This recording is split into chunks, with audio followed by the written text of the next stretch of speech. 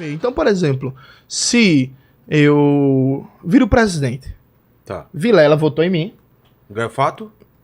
ministro, Opa! Tá. distribuindo cargos, isso é a política do tomar lá da cá. Vamos lá, eu viro presidente. Sabe o que eu vou fazer no dia 2 de janeiro? 2 de janeiro? Conclamar as cadeias de rádio e TV, que o presidente pode fazer isso, inclusive, toda semana, se quiser. E para desde já ganhar a classe média, que é o setor mais facilmente mobilizado para reação, eu vou lançar um programa Vida Barata.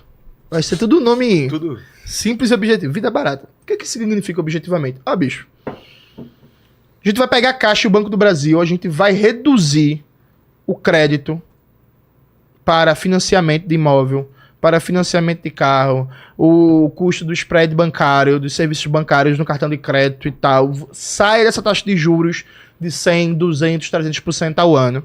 A gente vai para cima dos planos de saúde. A gente vai para cima das empresas telefônicas. A gente vai para cima das empresas de educação privada, que, por exemplo, as empresas do plano de saúde são recordes de reclamação todo ano, os serviços de defesa do consumidor. E a gente quer baixar seu custo de vida. Sabe, os bancos privados, eles não aguentariam um mês de uma concorrência efetiva com a Caixa do Banco do Brasil. Sabe? Não aguentariam um mês. Isso daria uma gritaria dos infernos? Pô. Daria. Seria o fim do mundo. E os bancos iam dizer que não tinha crédito e não sei o que e tal. E a gente dobrava a aposta e dizia assim, traga sua dívida do Bradesco, do Itaú, do BTG para o Banco do Brasil, que a gente renegocia com desconto na taxa de juros, você pagando 70% menos do que você pagaria. E vamos lá, vida barata, vamos reativar a economia, vamos aumentar o poder de compra, vamos fazer com que seu suado dinheiro do trabalho renda mais. E que você não seja explorado por empresa de cartão de crédito, por plano de saúde, por telefonia, por empresa de educação privada. Isso por si só, isso não depende do Congresso. Presta atenção. Isso não depende do Congresso. Não depende do número de deputados e senadores. Já abria um mandato chamando um debate nacional sobre o custo de vida. Já para capturar esse setor da classe média. Em seguida isso, vai e faz um grande debate nacional sobre serviços públicos e sobre geração de emprego, colocando, se você quer que tenha emprego bom, qualidade no Brasil para todos e para todas, eu preciso de duas coisas. Eu preciso ter o controle da política do Banco Central, então tem que revogar a autonomia do Banco Central. E eu preciso que acabe com o teto de gastos. Preciso ter a liberdade de manejar o orçamento de acordo com a vontade popular expressa nas urnas. Então, a gente quer chamar aqui um mecanismo de consulta à população para saber se você é a favor de que exista mecanismo de teto de gastos e autonomia do Banco Central. E vamos para o debate. Vamos chamar a população, vamos explicar, vamos debater, vamos mobilizar, vamos formar os ciclos em defesa do emprego e dos direitos sociais para todo mundo votar no plebiscito contra a autonomia do Banco Central e contra existir teto de gastos na política fiscal. E vai colocando a população em debate na política econômica, vai politizando, vai enfrentando. Isso faz com que você consiga mudar a correlação de forças. Isso faz com que temas que não estão no dia a dia da população, porque a mídia burguesa não coloca, porque os membros do sistema político burguês não colocam, vão para a boca da população. Mas e quando você sofreu o contra-ataque dessas mídias que estão na mão de poucas famílias, de quem vai perder com isso? Eu tiraria toda a verba publicitária delas. Sabe como é que eu enfrentaria a mídia burguesa? Tirando o dinheiro. Uma primeira coisa, o Brasil se naturalizou absurdo. Pessoal, a Petrobras é uma empresa quase que monopolista no setor. Tipo assim, a Petrobras explora um poço de petróleo. Ela não precisa fazer propaganda disso, porque é ela que explora o poço de petróleo e tal.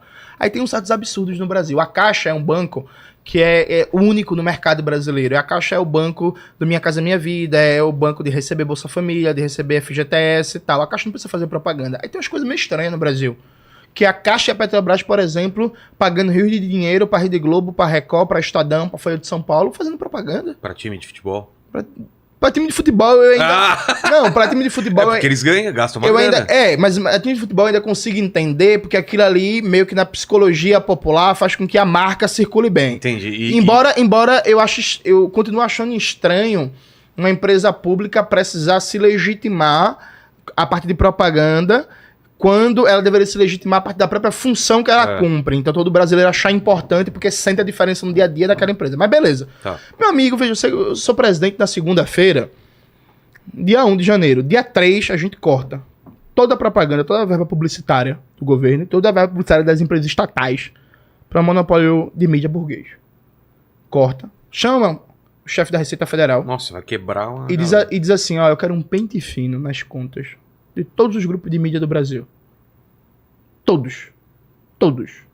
Júnior, você aparece morto no dia 5. Não. Aí não. Aí, depois que a gente dá a porrada, a gente negocia. A morte é só. Não, primeiro a gente diz quem manda.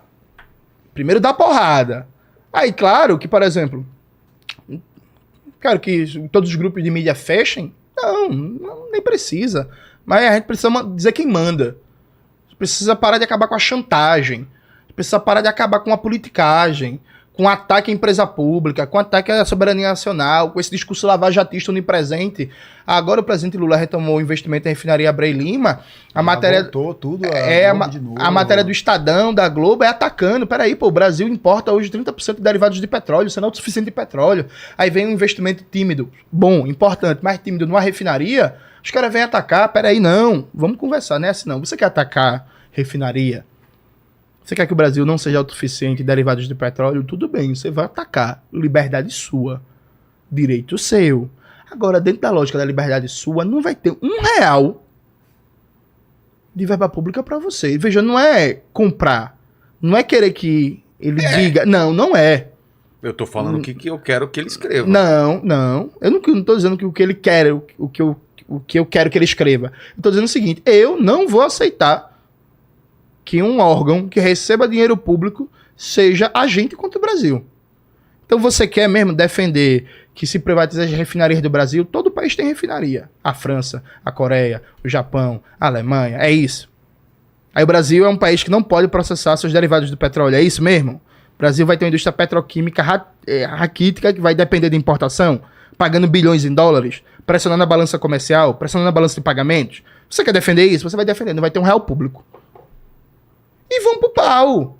E de luta em luta. E se eles quiserem dar um golpe de Estado, a gente pega em arma de volta, resiste ao golpe.